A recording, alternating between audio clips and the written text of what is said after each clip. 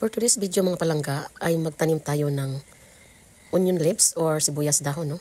So habang nagtatanim ako ay si Badjak pala ay pumapalo din sa akin. So ganito ang buhay ko sa every summer mga palangga ay nagtatanim talaga ako kasi panlibre na ang gulay. Lahat ng kailangan natin, no? At saka fresh pa at makamura. So yan si Inday ay nagmamas pala ako pati naga-gloves dahil bawal sa akin ang utso. Kailangan ko din siya ng jacket. So nagbabatro pantulog pa talaga yan, no? So dyan pala ay nagtanim ako ng green beans or Baguio beans. Tinamnan ko sa gitna, sa giliran ay sitaw. So yan ang ginagawa ko palangga. Sobrang talaga. Kung may itanim ka, may anihin. Kahit maliit na lupa, as long na masipag ka na maitatanim, ay maanihin ka someday. So yun palang mapalangga, nagtanim ako sa kiliran ng bakod ng mais. Tapos sa kiliran dito ay mga okra.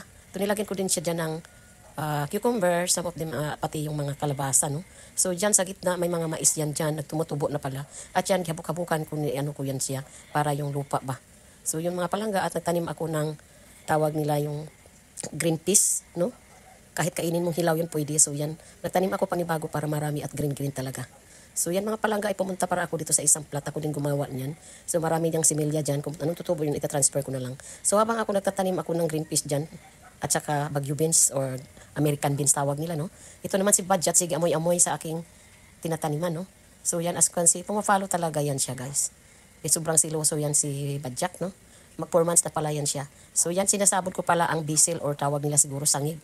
So tapos na tayo nagtanim ay inahanuhan ko siya, diniligan ko. So maaga at hapon pala, aga at hapon ang pagdidilig ko niya, no? So naggumawa pala ako ng compost para paglaki-laki ang ating mga tinanim ay lalagyan ko instead ng fertilized compost na lang yung mga balat ng mga patatas. So yan pala ang apple tree ko at saka plums. Plums ko maraming bulaklak at ang apple ko nagaano na din siya, lumalabas na yung dahon.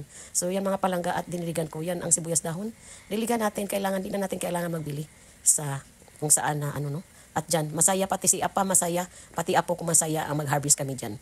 So sana hindi na maglamig or hindi mag-ice or mag-snow. Minsan ang aming dito mga palangga ay bipolar pala. Minsan malamig, minsan nag-snow. Kahit tapos na mag-April, nag-snow pa ng sufit nung unang panahon yung Holy Week, no? So yan pala mga palangga ay bokchoy yan dyan. So tapos doon, yan dyan ay nagpasimili ako ng talong, kamatis, yan ang aking kangkong, no? Doon sa unahan ay, yan nakita nyo ang tanglad, yung long yan talbos ng kamuti, o kangkong yan dyan, at saka doon ay onion leaves. So yan, kangkong yan dyan mga palangga, no? So kung ano ang magtubo lahat dyan ay marami tayong patisili at chal. Lahat na cucumber, kalabasa, okra, so yan. Yan mga palangga, no? Ng lunggay, sitaw, green beans, bok choy, yung parang pichay.